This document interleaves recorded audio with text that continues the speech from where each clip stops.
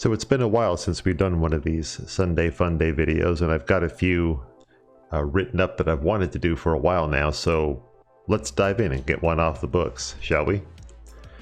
Now during this one, I'm just going to have some B-roll running in the background of me working on a UV unwrap thing for for some work. So you can either watch that and kind of zone out while you listen to me, or maybe flip over and do something else more productive while you listen. But whichever way you choose to go, I will support your decision.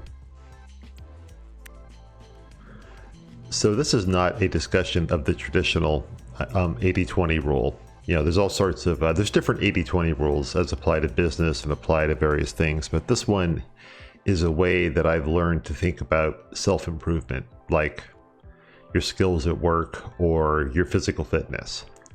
So everything we do in life is a long-term game, you know, at least anything where there's measurable gains and losses to be tracked. And there's a real danger of getting so caught up in being perfect about your habits and your work or behaviors that it can be crippling. Like, how many times have you eaten something you weren't supposed to and then beat yourself up about it? You know, how many times have you pushed some work aside to watch Netflix and then felt anxious the entire time and you couldn't even enjoy it?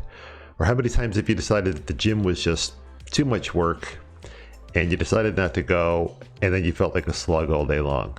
You know, we've all done those things. It's normal, it's human, and most importantly, it's okay. It really is okay. Your diet, your skill set, your fat percentage, those are all long-term games.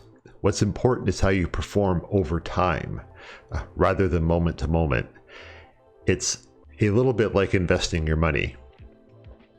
You know, what it does in the short term doesn't matter. It's what it does long term that's important. When you eat a donut, you know, instead of a salad, or watch Netflix instead of working, or skip the gym in favor of sleeping in, there's two ways to think about that. One way, you know, the one most often selected, is to talk down to yourself and talk negatively in your mind until you feel terrible about it. And you do this with the misguided notion that it's somehow going to prevent you from doing it again in the future.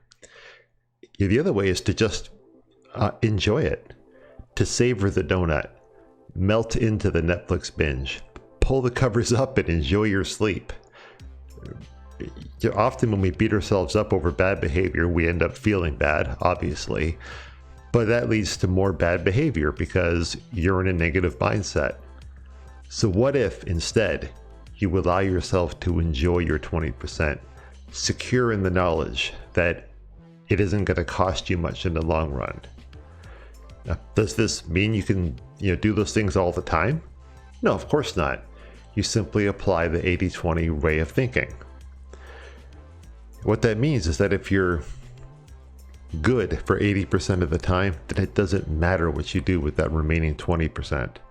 One donut or splurge meal is not going to give you a potbelly. One Netflix show is not going to cause your clients to fire you. One missed workout is not going to undo all the time you've already put in at the gym. So just think about it. If 8 times out of 10 you make a good choice, you will make positive forward progress over time. You have to. It's impossible not to. So in that case, that 20% where you're not perfect can be viewed as a reward or a justification of working so hard at the 80%. Trying to be perfect 100% of the time is toxic and only leads to frustration, self-loathing, and unhappiness. So go easy on yourself. You're only human. Thanks for listening, and I'll see you in the next video.